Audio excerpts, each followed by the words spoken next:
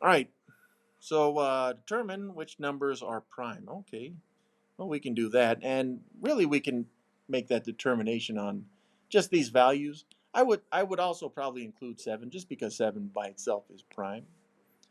And well, how do we know? Is there any specific rule, like we have these divisibility rules? Is there any rule for seven? There's not that I can think of. Okay. Other than just have your multiplication tables of seven ready to go, which may cause us to do a lot of long division, right? Because if we don't know if a number is divisible by something specific, we may have to guess and test with some of the more unconventional values like seven. Another one that we see from time to time, not too often, but is 13. I don't have any good rules for seeing if something's divisible by 13, other than just to say divide it and see. Okay, so do keep that in mind because it will show up from time to time.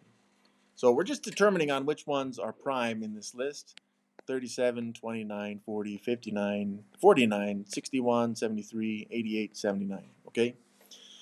So let's take a look at these. We'll start with 37 there. So 37. All right. So I'd say let's just go through some of these divisibility rules, right?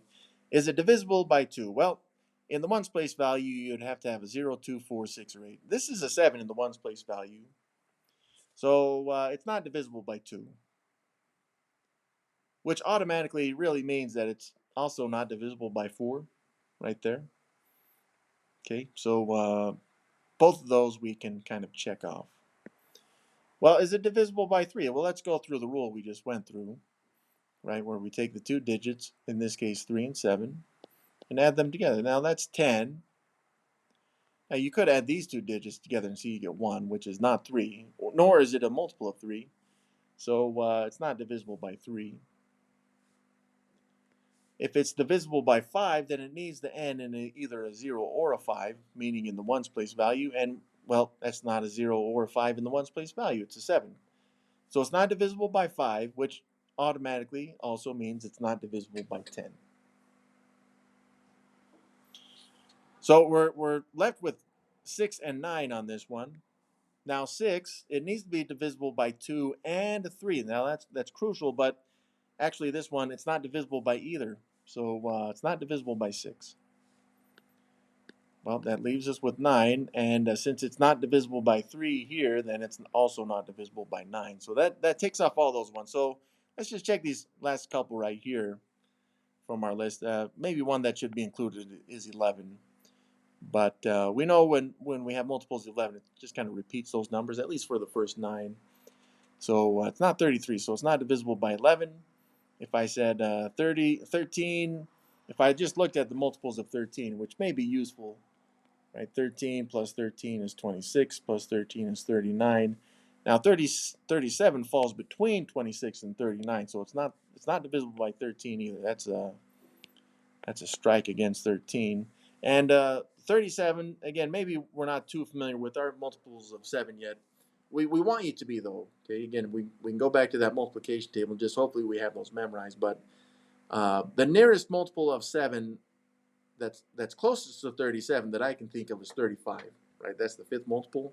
The next one is 42. So again, it's not exactly a multiple of 7. So it looks like 37 is actually prime. Now I'm checking these off one by one as we go. The more often you do this, I think the faster you'll become at it, or you'll see recurring patterns between some of these values and be like, oh, I can tell pretty quick if uh, if a number is at least divisible by some of these, which would then make it prime or not.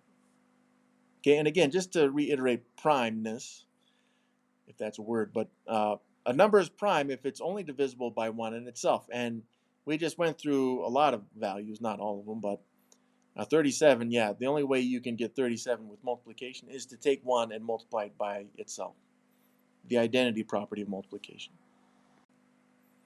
So what about 29? Well, 29, again, let's just go through these and check them off. So it doesn't have a 0, 2, 4, 6, or 8 in the ones place value. That's the 9 right there. So yeah, we see right away it is not divisible by 2, which again means it's also not divisible by 4. Is it divisible by 3? Well, let's find out. 2 plus 9, that's 11, and 11 is not a multiple of 3, so no, it is not divisible by 3. Well, is it divisible by 5? Well, we can check that. Oh, by the way, yeah, we can check off 6 again because it's not divisible by 2 or 3, so it's definitely not divisible by 6. And since it's not divisible by 3, it's not divisible by 9 either. You see, there's almost kind of a chain reaction with some of these as soon as you figure them out. But again, you see a recurring theme with the 2, 3, and 5 and 10, really. Well, to see if it's divisible by 5, does it have a 0 or 5 in the ones place value? No, it's a 9 right there. That's no good. So it's not divisible by 5, which means it's automatically not divisible by 10. And again, you could check, well, there's not a 0 in the ones place value. Maybe I'm doing that backwards. If it's not divisible by 10, then it would automatically not be divisible by 5.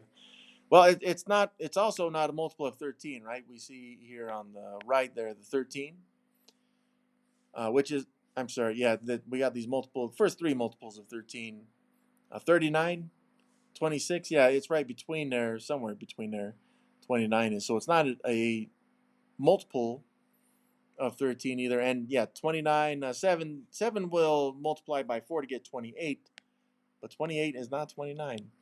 So it looks like 29 is also prime.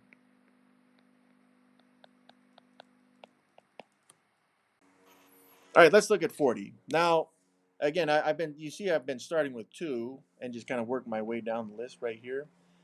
You can start anywhere you want. And one thing I want you to get used to is, again, just almost focusing on just the ones place value, because in the ones place value, we see the relationship of 2, 5, and 10, which are actually three of our main ones, three of our main divisibility rules that we look for. And it ends in 0, which means this number is divisible not only by 2, but also 5 and 10. So since it is divisible by other values than 1 in itself, we would say that this one is composite. Or right now you can just say it's not prime, but we can classify that as composite too. All right, now about 59. Well, again, looking in the ones place value, I don't see a 0, 2, 4, 6, or 8. I also do not see a 5. So that means we can right away eliminate 2, 5, and 10. And since we just eliminated 2, we could eliminate the 6 as well, because whether it is divisible by 3 or not, which it's not, but it's not divisible by 2, so it automatically excludes the 6. And since we got rid of the 2, it's not divisible by 4 automatically. So let's check 3 though. So it's a 5 plus 9, right? 5 plus 9 is 14. Now 14 is not a multiple of 3, which means that it's not divisible by 3. Therefore, it is also not divisible by 9. Or you could say, well, 14 is also not a multiple of 9, which is really what that rule is stating. So, well, is it divisible by 7? Again, maybe it, yeah, and again, this is the importance of memorizing your multiplication tables. 59 is not a multiple of 7, right? You could say, well, 7 times 8 is 56, which is close. It's just not exactly 59. Or 7 times 9 is 63, which is still close, but it's not exact. Well, is it divisible by 13? Again, I'll just maybe check some of this other stuff. So plus 13 right there. That'd be 52, and then plus another 13 is 65, it looks like. So yeah, it's not showing that it's a multiple of 13 either, so we get to say that 59 is prime.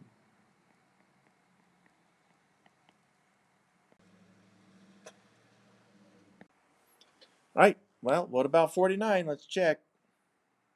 Well, we got a 9 in the ones place value, which automatically eliminates 2. So 4, 10, and 5 as well. And again, since we just eliminated 2, we can eliminate the 6 too. So, well, is it divisible by... I know some of you know the answer, by the way, and that's good. But is it divisible by 3? Well, 4 plus 9 is 13, which is not a multiple of 3. So it's not divisible by 3, so it couldn't be divisible by 9. So yeah, yes, 13 is also not a multiple of 9. So let's check our other ones. We see that 49 does not fall in the multiples of 13, but what about 7? Well, yeah, 49 is actually a direct multiple of 7. If we look, we can see that 7 times 7 is 49. It's one of our multiplication facts. And so we see another set of factors, a pair of factors, 7 and 7, that when multiplied together give us 49, which means that this is also composite, just like the 40 was.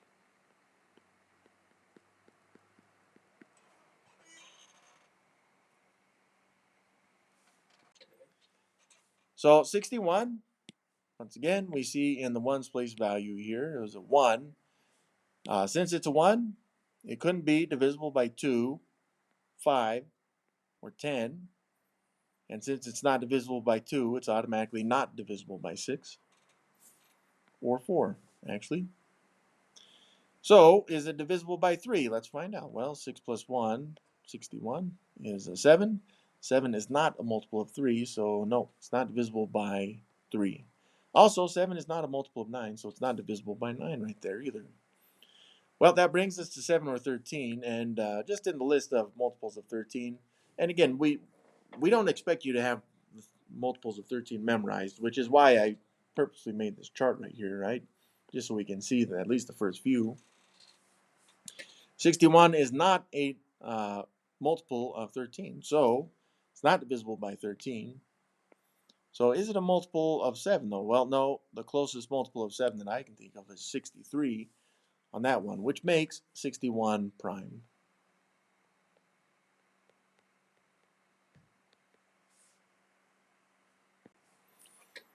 All right, then 73. How about 73? Well, again, look in the ones place value. I would start there.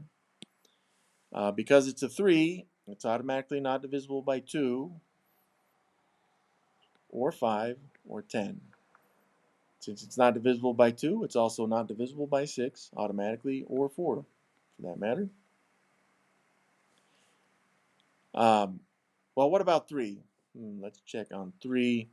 So 7 plus 3, that's 10. 10 is not a multiple of 3, so yeah, it is also not divisible by 3. 10 is not a multiple of 9 either, so it's not divisible by 9 either. Is it divisible by 7? Well, 7 times 10 is 70, not 73. 7 times 11 is 77. So we see that the two nearest multiples of 73 are not exactly 73, of course. So it is not divisible by 7. Let's check 13, though. I need to add another multiple of 13. 65 plus 13 would be 78 right there. Well, 78 is not 73, which means that 73 must be prime.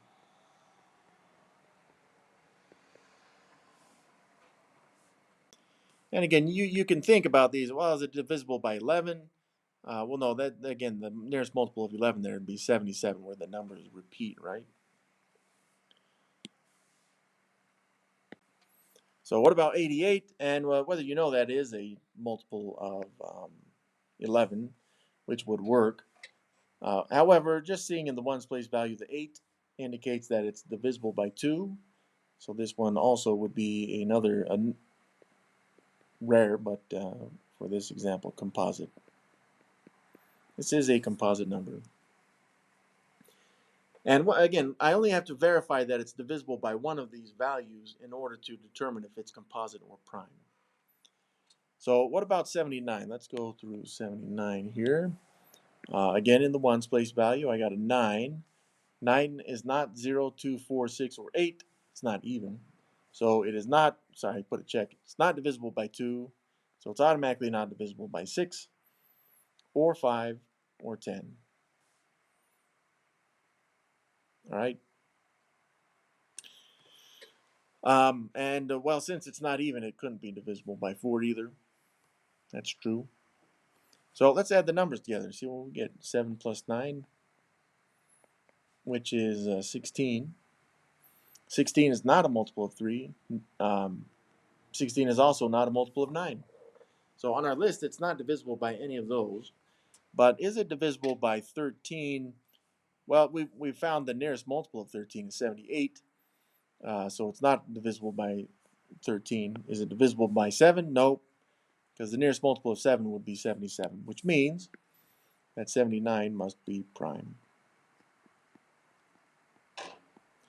Now, I will say this. Is it possible that they're going to throw another curveball at us? From time to time, it does happen where it's not really on this list of values that we've seen, right? Like 2, 3, 4, 5, 6, 9, 10, 7, and 13. It is possible that we may see a multiple where it's like it is composite because you missed 17, okay? And well, we could think, well, 79 divisible by 17, and you'd have to make another chart for that, but no, it shouldn't be. Okay, and there are other rules to determine if a number is divisible by 7 or 13, but we're not going to cover that because it's kind of rare for us to be looking for if values are divisible by these two numbers.